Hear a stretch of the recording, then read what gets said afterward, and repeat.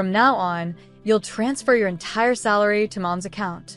You don't get to keep a single penny. And if you ever want money for food, you'll have to kneel and beg us."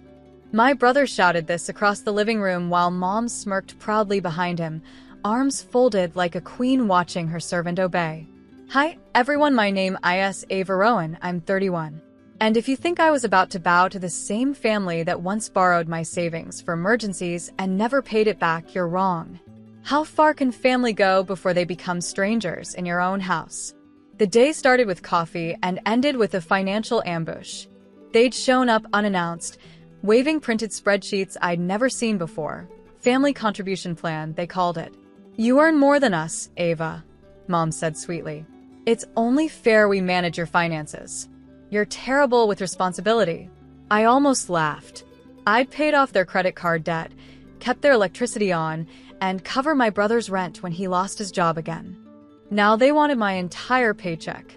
"Give me your banking app," my brother ordered, holding out his hand. "Right now." I met his stare. "No." The room went still. Even the ceiling fans seemed to stop. Mom's smile dropped. "Don't test us. You know we raised you. We deserve some return." I stood, slow and steady. "You're right," I said softly. "People should get what they deserve." They exchanged a look, victory flashing in their eyes. If only they knew what I meant. Because while they were busy scheming, I'd already set up something that would make them kneel. And when the first alert hit their phones later that night, the smirk on Mom's face would finally disappear. That evening, I sat at my desk scrolling through the last few months of transactions, every transfer, every bill, every small loan labeled as temporary help.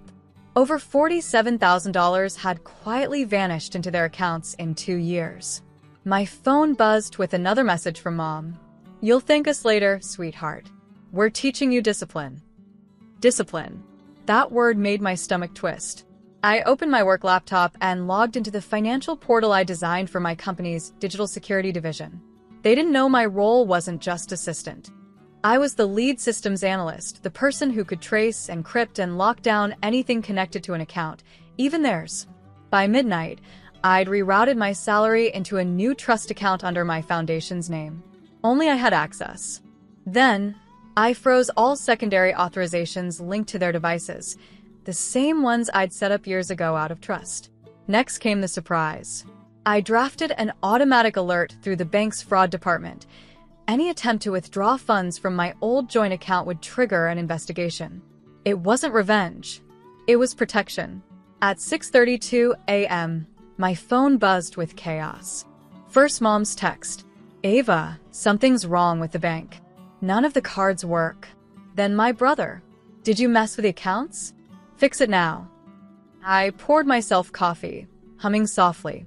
By the time they showed up banging on my door, I was already dressed for work, calm, collected, untouchable. When I opened the door, Mom's voice cracked with fury. "What did you do?" I smiled. "You told me to give everything to the family." I did. I just made sure the definition of family was updated. They pushed past me into the living room like they still owned the place. My brother threw his phone on the couch. The banking app opened to a bright red warning banner. "Account under fraud review." "What the hell did you do, Ava?" he barked. I sipped my coffee. Protected myself. Mom's eyes were wide with disbelief. "You froze our accounts? How dare you?" "That money kept this family afloat." I tilted my head. "You mean my money?" She flinched but didn't back down. "We're your parents. You owe us." That word, "oh," finally broke something inside me. Years of quiet obedience, endless sacrifice, invisible gratitude, all of it condensed into one sharp breath. "You owe me," I said quietly, "for every loan I never called back. For every night I paid bills you pretended didn't exist. For pretending love was a transaction." My brother laughed coldly. "You think this makes you powerful? You've just started a war you can't win." "Maybe," I said, reaching for my phone. "But I've already won the part that matters." On cue, a chime echoed from his phone. His face blanched as he read the message. "Fraudulent activity confirmed. Federal hold initiated." Please contact your branch immediately. I'd filed the report using my own credentials as a verified systems analyst. The hold was airtight. You can't do this, Mom shouted, voice trembling now. I already did, I replied, calm as glass. They stormed out moments later, slamming the door so hard the picture frame rattled on the wall. I didn't chase them. I just looked at the empty space they left behind and whispered, boundaries aren't cruelty, they're survival. And this time I was done being their safety net. For 2 days, silence. Then, like clockwork, the guilt campaign began. First came Mom's text. We didn't mean to upset you, Ava. Family just needs to share. You're being dramatic. Then my brother called, voice dripping with false calm. I can fix this if you just send me your login again. You've made things worse for everyone. I muted both of them. By Friday, my aunt messaged me, clearly recruited for damage control. Sweetheart, your mom's worried sick. She says you're overreacting. Overreacting. The word they'd used all my life when I refused to be manipulated. That evening, I stopped by my office. The security cameras caught my reflection in the glass doors, sharp, steady, no longer scared. My coworker Janelle peeked out from her cubicle. Hey, you look like someone who just got promoted. I smiled faintly. Maybe I promoted myself. In truth, my department head had just approved my proposal to lead a new project, financial fraud protection for women affected by family exploitation. The irony wasn't lost on me. At 9 p.m., my phone buzzed again, Mom. This time voice message. You've ruined everything. The mortgage, the bills, your brother's tuition, all frozen because of you. Do you feel powerful now? I played it twice, not out of guilt, but clarity. They had built their comfort on my silence. I wasn't silent anymore. I opened my laptop, logged into my foundation account, and transferred the first donation, $10,000, to a support fund for women escaping financial abuse. When the confirmation email arrived, I leaned back in my chair, a calm smile spreading across my face. They wanted control. I built legacy. They wanted my obedience. I gave them consequences. And this was just the beginning. By the next week, my story had spread through our extended family like wildfire, except this time, I controlled the narrative. My aunt called again, her voice suddenly softer. Ava, sweetheart, your mother's just under stress. You know how families are. Do you mean families that drain their kids dry, or the ones that call it love? I asked calmly. She didn't have an answer. At work, my project hit the front page of our company newsletter. Employee Initiative helps dozens reclaim financial freedom. The same system that caught my family's tricks was now helping hundreds of women. My boss stopped by my desk, smiling. You've turned personal pain into public progress, Ava. That's leadership. I thanked him, but my mind was elsewhere. I'd received a court notice earlier that morning. Mom had filed a complaint claiming elder neglect. My jaw clenched until I read the judge's signature, dismissed within 24 hours. The reason? Every financial record showed I'd supported them for years, down to the last electric bill. By that evening, my brother sent one last text. We lost everything because of you. I stared at the screen, then typed back. No. You lost access, not everything. There's a difference. I turned off my phone and stepped out onto my apartment balcony. Below, the city glowed, alive, unbothered, mine. That night, I wrote a note to myself. Stop trying to save people who enjoy drowning. I folded it neatly and taped it inside my closet door, a quiet reminder that peace often costs less than forgiveness. And for the first time, I didn't feel guilty for choosing myself. The silence that followed was the best sound I'd ever heard.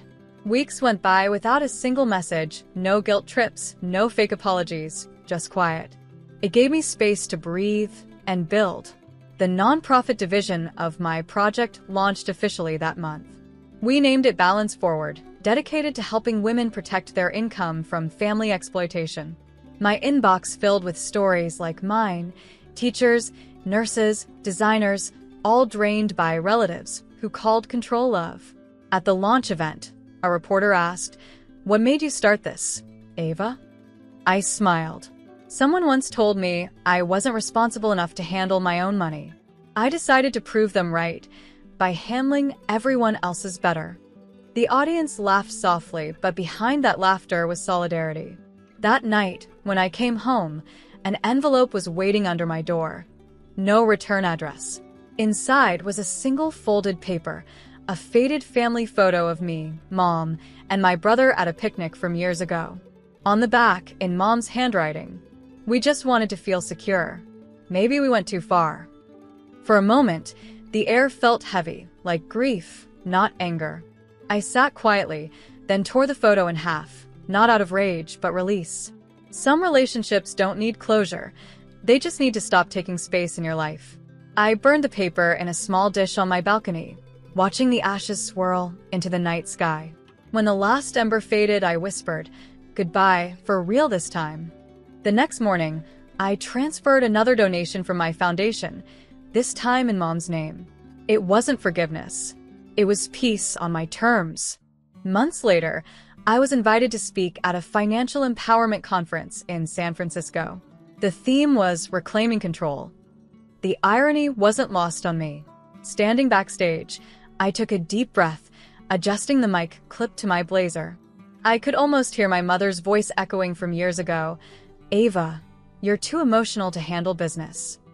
I smiled at the memory. She had no idea she was training me for this. When I stepped on stage, the applause hit me like sunlight. I told them my story, not as a victim, but as proof that you can rebuild even after your own family burns the bridge. The room was silent when I said, "Control disguised as love is still control." Afterward, a young woman approached me, tears in her eyes. I thought I was the only one. "You're not," I told her. "And you never were." Her name was Jasmine, a single mother whose parents had stolen her savings under the promise of helping her budget. I helped her file the paperwork to secure her assets that same week. It hit me then. My pain had turned into purpose. That evening, I sat in my hotel room, looking out over the glowing skyline. My phone buzzed, a message from an unknown number. "We saw you on the news. We're proud of you." No name, but I didn't need one. I knew it was Mom. For the first time, I didn't feel anger or satisfaction, just understanding. Sometimes people change too late. Sometimes they just change enough to let you move on. Either way, I finally had peace. A year later, I stood inside the New Balance Forward headquarters, a glass front office filled with light, laughter, and second chances. The walls were covered with framed letters from women who'd rebuilt their lives, each one a quiet testament to what happens when control ends and freedom begins. Jasmine now worked beside me as program coordinator. "We just got approved for expansion," she said, her grin wide. "Seattle, Chicago, maybe even DC." I smiled, flipping through the proposal. "We'll reach more people than we ever thought possible." "Your story started it all," she said softly. I looked up at her. "No, our stories did." That night, after the team left, I lingered alone in the office. The city lights shimmered through the glass, and my reflection stared back. Not the frightened woman from a year ago, but someone grounded, steady, whole. My phone buzzed. A bank alert. Automatic transfer successful. $15,000 donation sent to Women's Education Fund. I'd made it a habit now. Each time I remembered pain, I turned it into purpose. I poured a cup of tea, stepped out onto the balcony, and let the cool night air brush against my face. In the distance, a familiar figure crossed the street. My mother. She glanced up, saw me, hesitated. Then she smiled, small, uncertain, but real, before walking on. I didn't wave. I didn't need to. Some goodbyes are better left silent. I turned back toward the glowing sign on the wall. Balance forward, protect. Heal. Rebuild. For the first time in my life, I understood the word family. It wasn't about blood or obligation. It was about who stood beside you when you stopped begging to be seen. And finally, I had found mine.